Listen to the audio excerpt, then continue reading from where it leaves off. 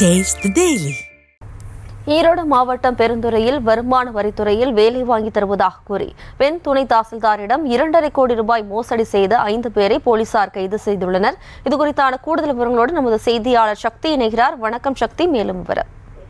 வணக்கம். கண்டிப்பாக பெருந்துறையில் மகனுக்கு வருமான வரித்துறையில் வேலை வாங்கி தருவதாக கூறி பெண் துணை தாசில்தாரிடம் 2.5 கோடி மோசடி செய்த நபர்களை தற்போது போலீசார் கைது செய்துள்ளனர்.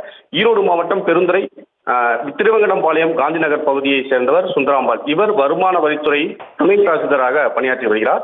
இந்நிலையில் 2022ஆம் ஆண்டு மார்ச் மாதம் சென்னையை சேர்ந்த வாலிபர் கார்த்தி என்பவர் பட்டாவில் பெயர் மாற்றுவதற்காக சுந்தராம்பாளை சந்தித்துள்ளார். அப்போது இருவரும் 2 பேரும் நட்பாக பேசி பழகி வந்துள்ளனர்.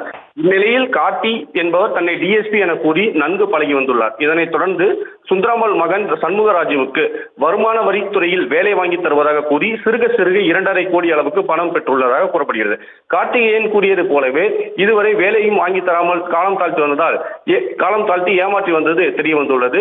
இச்சம்பவம் குறித்து கார்த்திகேயன் மீது துணை தாசில்தார் சுந்தராம்பாள் பெருந்துறை போலீசாரிடம் புகார் கொடுத்துள்ளார். புகாரை ஏற்ற பெருந்துறை போலீசார் மோசடியில் ஈடுபட்ட நபரை தேடி வந்த நிலையில் கார்த்திகேயன் என்பவர் தலைமறைவாகியுள்ளார்.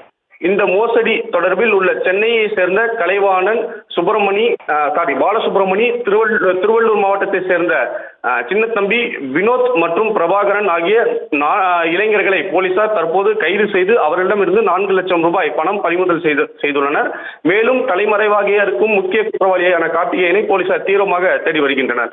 மகனுக்கு அரசு வேலை வாங்கி தருவதாக கூறி பெண் துறை தாசில்தாரை ஏமாற்றி 2.5 கோடி மோசடி செய்த வருவாய்த்துறை மத்தியிலும் மோசடி செய்த சம்பவம் வருவாய்த்துறை மத்தியிலும் காவல்துறை மத்தியிலும் பெரும் பரபரப்பை ஏற்படுத்தியுள்ளது. விவரங்களுக்கு நன்றி சக்தி.